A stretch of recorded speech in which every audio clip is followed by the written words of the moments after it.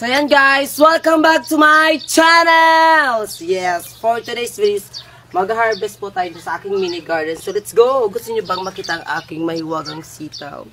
Nagawa sa char. So ayan guys, ganito yung sikretong tanim ng ng sitaw. Ito na guys! Let's go! Let's harvest! So ito guys, kukunin na natin tong kukunin natin to kasi pag tumigas pa to guys, hindi na to pwedeng kainin. So ganito dapat ma-harvest na siya. Oh, ang dami nito guys. Tingnan nyo guys, oh.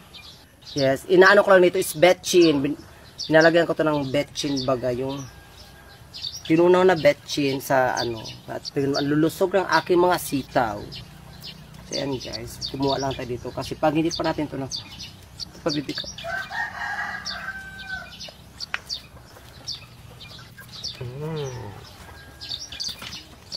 Dapat ganito natin siya. Ito, oh, ang laki.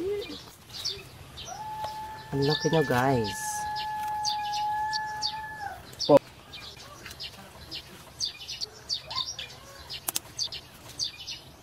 So yan guys, ito yung na-harvest ko dito sa aking garden na sitaw. So magugulay na tayo guys. So ang sarap ito for sure kasi native, native vegetable.